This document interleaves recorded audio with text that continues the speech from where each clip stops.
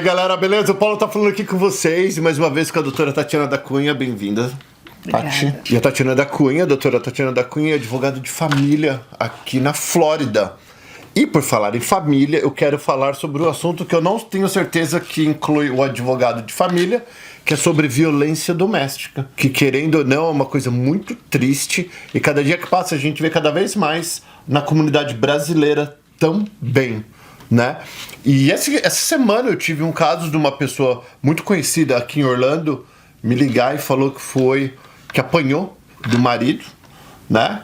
E a gente não sabe se é verdade ou não, mas peraí, nossa, Paulo, como assim a pessoa ia ligar e falar que é mentira?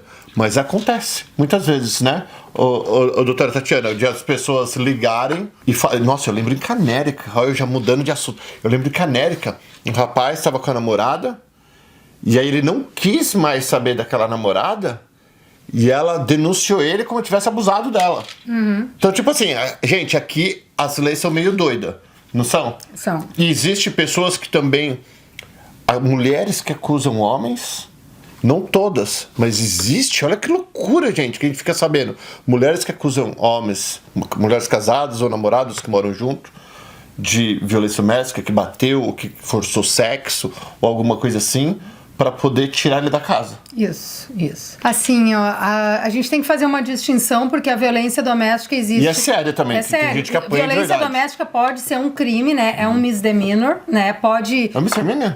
Pode ir pro nível do felony, dependendo do nível dos machucados da pessoa, da vítima, né? Isso pode, então aí ficaria um aggravated battery.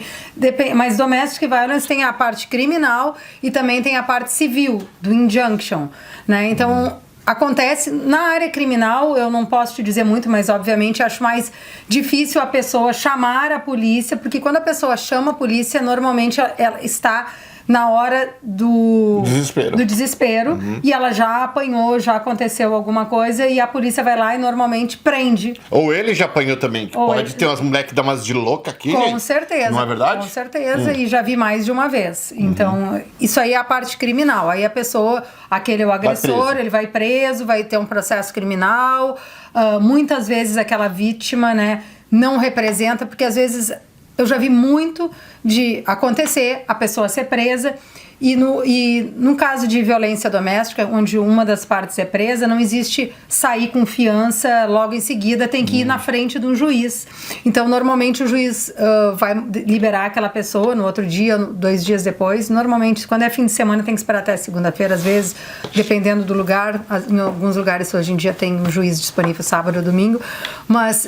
vai soltar e vai dizer, não tenha contato com aquela pessoa enquanto aquele processo vai tramitar. E aquela vítima que uma ordem. É uma ordem, e aquela vítima muitas vezes já até se arrependeu de ter chamado a polícia em alguns casos. Aí ela vai lá e diz pro juiz, não, foi um mal entendido, etc. Não, o juiz não quer saber, e aí mais ali na frente ela não representa, como a gente diria no Brasil, contra aquele agressor, e aquele caso muitas vezes eles fazem uma transação penal ali, aquele caso não vai adiante. Que daí é onde a mulher apanha de novo.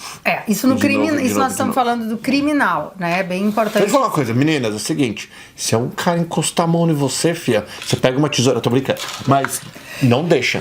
Existe também aqui, existe um estatuto na Flórida de violência doméstica, né? A Corte de Violência Doméstica, onde muitas pessoas, muitas mulheres, ou homens também, onde você vai lá e pede pro juiz, você faz uma petição para uma injunction que se chama contra a violência doméstica, ou seja, você vai lá, você mostra para o juiz que você está em perigo iminente de violência doméstica e esse juiz pode te dar uma injunction, uma ordem para aquela pessoa não chegar perto de você, para não acontecer o que a gente acabou de falar, a pessoa bater e ele ser preso. Então, quando eu acho que eu vou sofrer, que eu tenho aquele perigo de violência doméstica, eu posso ir lá na corte.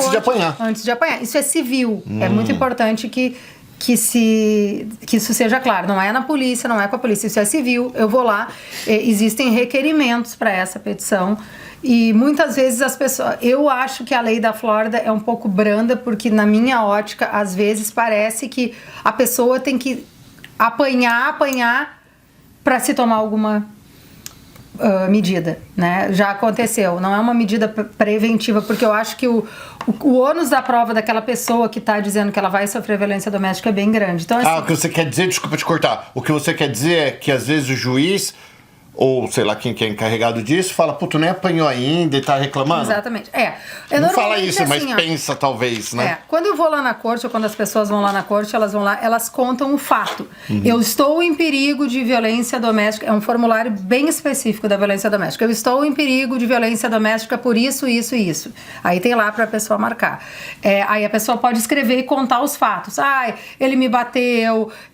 Mas bateu já é a violência. Já é, mas tem pessoas que pode ser que ela não queira. Ela não chamou a polícia naquela hora. Ela não quer processar ele criminalmente. Ou gritou comigo, me ameaçou. Mas eu já vi muito juiz aqui também dizer, ameaça, grito principalmente não é perigo iminente de violência doméstica. Grito é grito.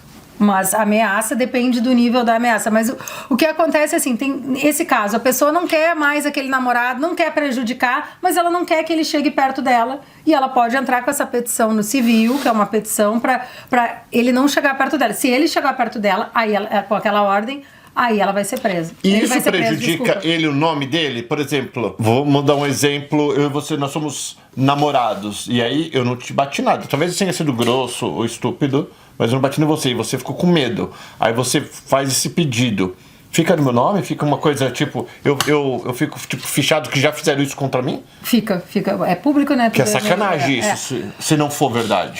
Mas assim, não é público pra todo mundo ver. Os advogados vêm, a gente tem uma identidade nos condados, no Clerks of the Courts, que a gente consegue ver. Mas assim, quem buscar vai poder encontrar. Tem pessoas que têm problema... Pode ter problema com o trabalho. Tem pessoa que pode ter problema para alugar alguma coisa, se isso vem à tona. E aí, se isso não é verdade, aí já existe Aí vai estar lá. Aí, por exemplo, vai estar lá, olha, a pessoa entrou... Porque normalmente o que acontece? O ônus da prova, nesse caso, no civil ali, para conseguir, é bem alto. Não é qualquer coisinha. Ele me brigou comigo. Ele me ameaçou. Então, eu acho tem até... Tem que ter prova, essas Tem coisas. que ter prova. Então, assim, se a pessoa vai lá com vídeos, mostra lá de gritos, disso e aquilo. Normalmente, como é que é o processo? Eu vou lá... vamos dizer, eu acho assim que de 10 pessoas que vão lá, eles dão essa injunction para 2. Entendi. Então, assim, a preventiva, porque o que acontece? Quando a pessoa vai lá e faz essa alegação e diz, eu quero uma ordem para que ele não chegue perto de mim. Essa ordem, primeiro de tudo, ela tem que ter um período. Quando eu tô pedindo essa ordem, eu tenho que dizer para o juiz, eu quero por 1 ano, eu quero por 6 meses, eu quero por 2 anos... Tá entendendo? Entendi. Tem um período. Então, eu não quero que ele chegue perto de mim. Eu vou lá, faço essa petição. Na maioria das vezes eles dizem, olha, você não meet os requirements, você não conseguiu estabelecer aqui que você é elegível para esse... Você não conseguiu provar que realmente ele é perigoso para você. Exatamente, que você está em perigo iminente de violência doméstica. Porém, quando eles acham que ali existe um perigo iminente de violência doméstica, que muitas vezes nem existe, eu até vou te explicar isso depois, eles dão uma ordem, uma temporary injunction, por 15 dias.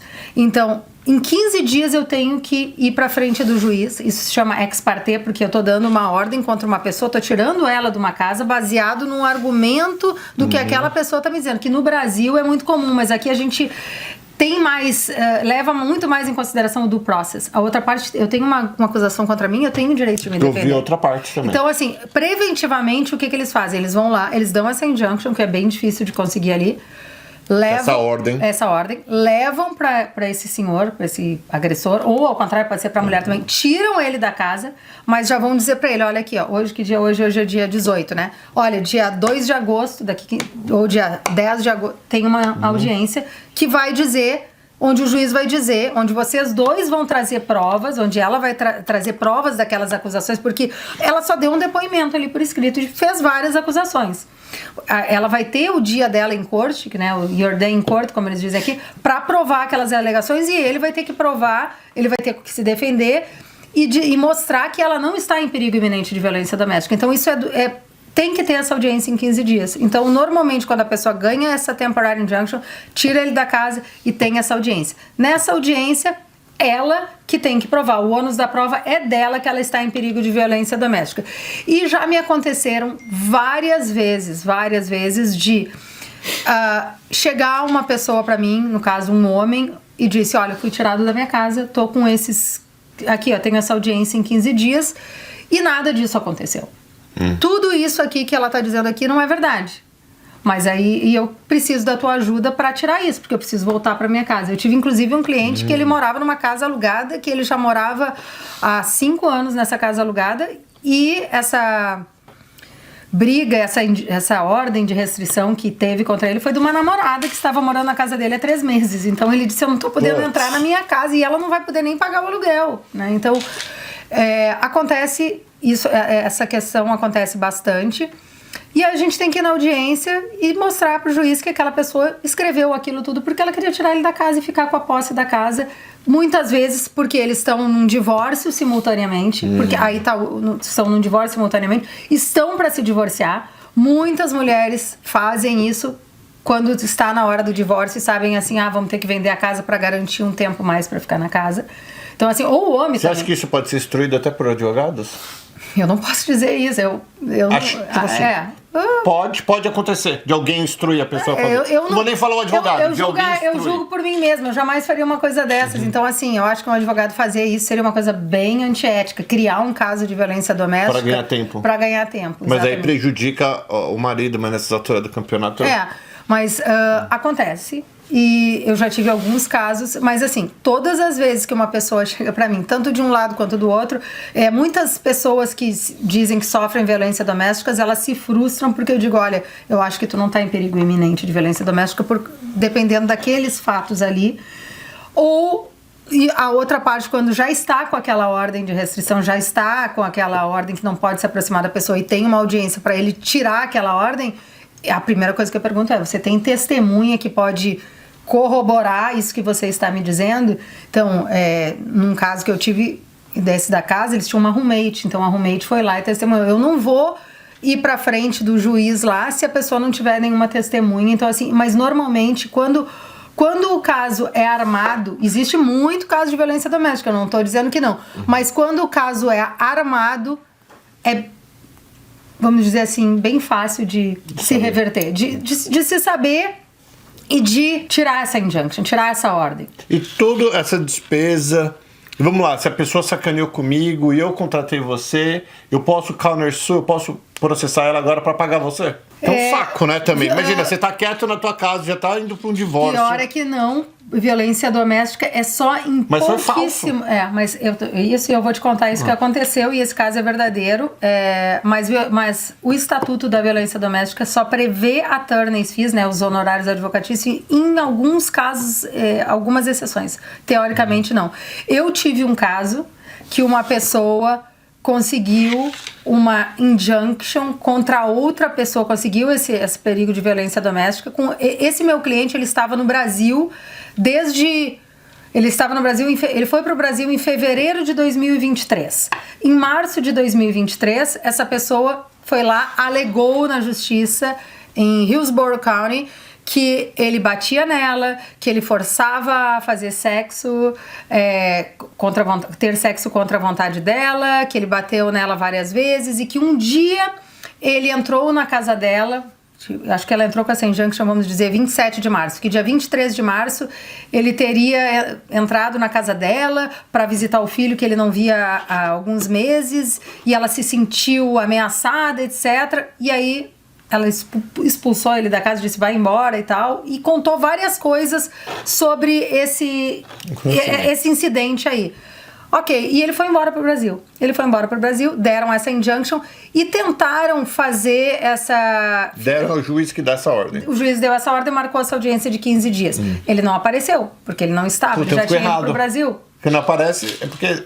Não, ele não apareceu. Ele, no caso, o agressor. Então, eu te falei, porque então, no olho do juiz é que ele estava errado. Mas ele estava no Brasil, ele não tinha sido citado, ele nem sabia dessa injunction. Mas...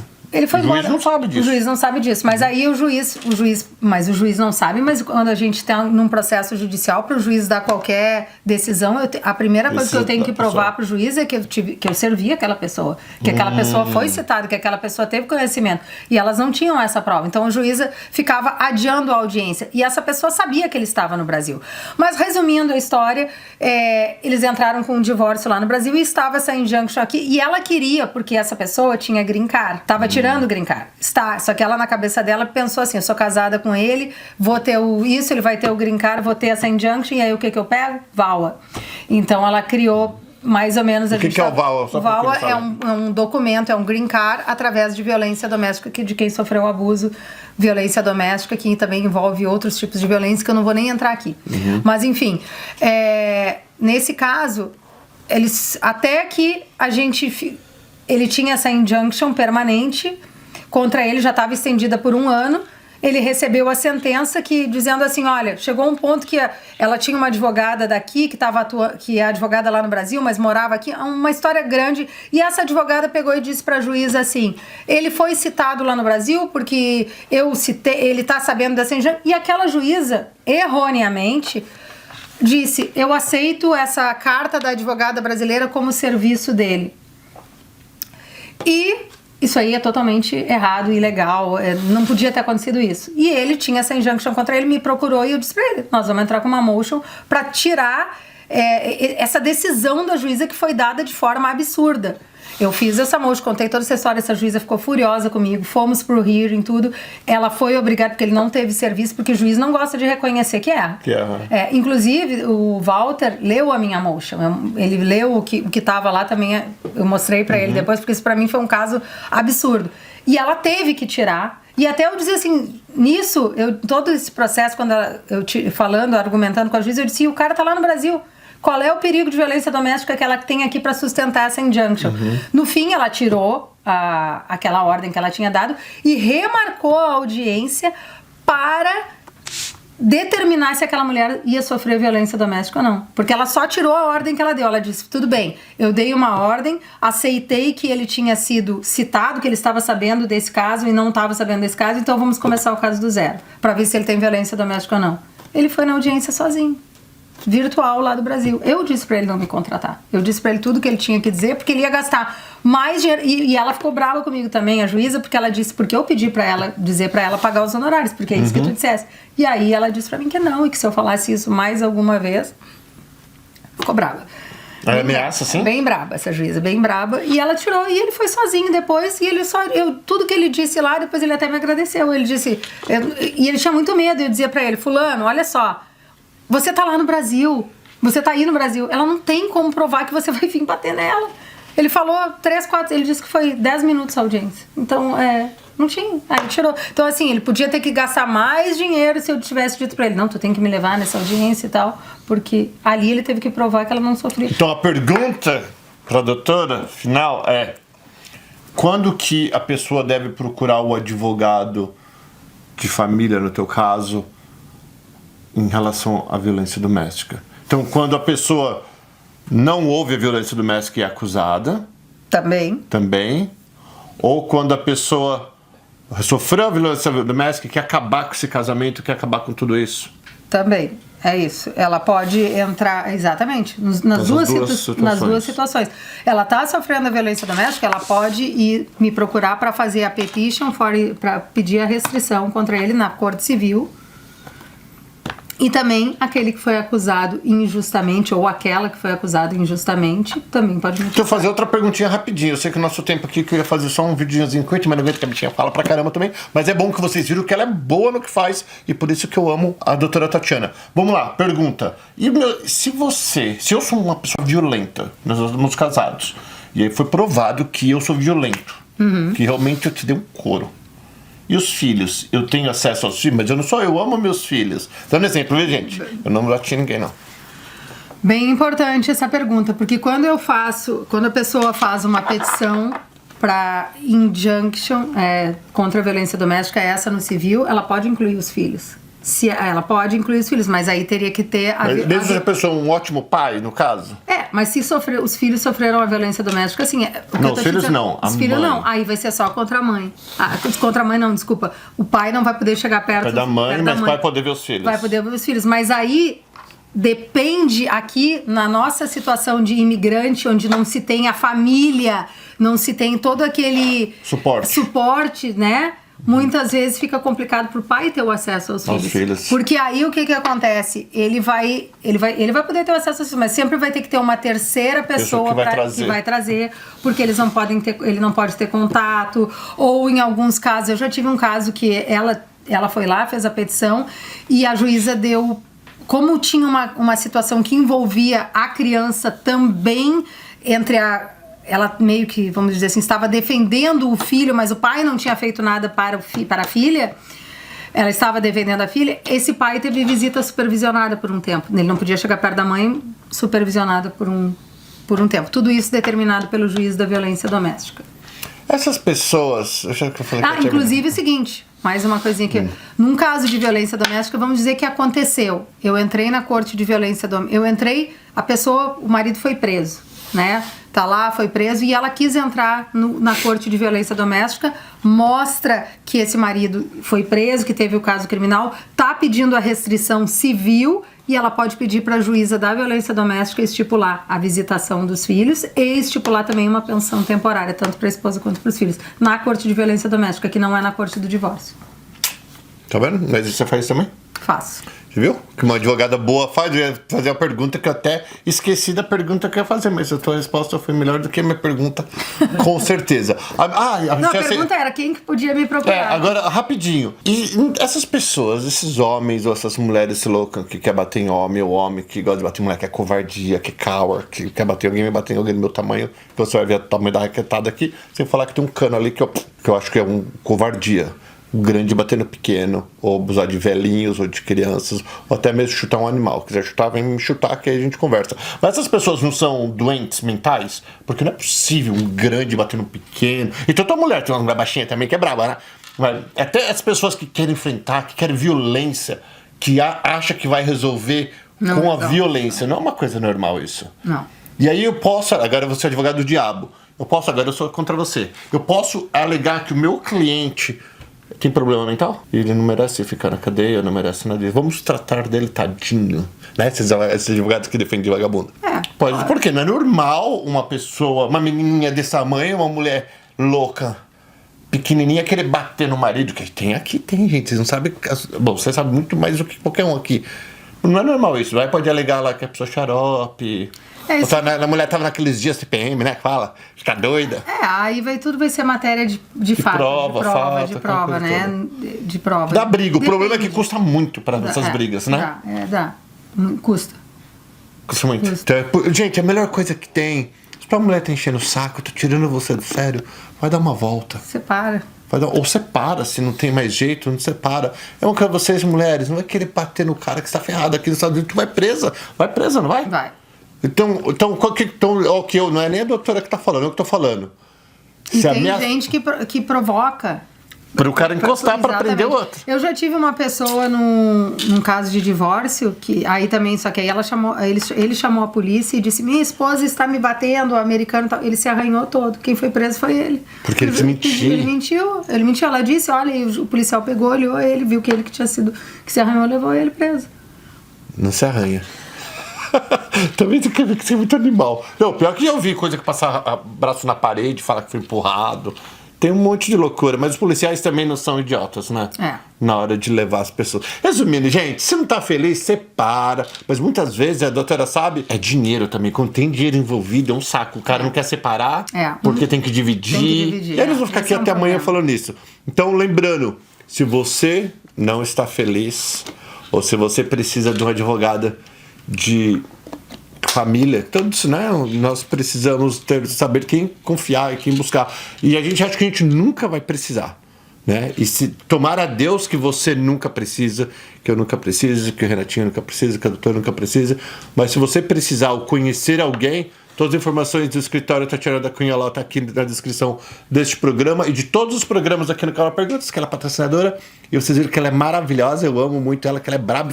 Se deixar, vai falar até amanhã, vai ficar um vídeo, vai ficar uma série da Netflix, mas porque ela gosta, tem muitos casos, tá sempre fazendo isso, e é incrível o número de casos que tem, né? A gente não sabe, pessoas normais que não trabalham nessa área, a gente não imagina o negócio, quantos divórcios tem, violência, mas briga. Tu sabe que sexta-feira eu estava fazendo uma mediação e a gente começou a conversar com a mediadora, enquanto a gente estava esperando o outro lado lá assinar o acordo, eu e a minha cliente, e a mediadora acabou falando que ela veio do Peru e mora aqui, e aí a gente falando assim, os brasileiros se divorciam muito, ela disse, mas não se divorciam tanto quanto os venezuelanos aqui em Orlando. Então, foi a mediadora que falou, disse que Aqui tem um número muito grande de gente que se divorcia. De pessoas, né? Não, de brasileiros se divorciando aqui. Tem na Flórida.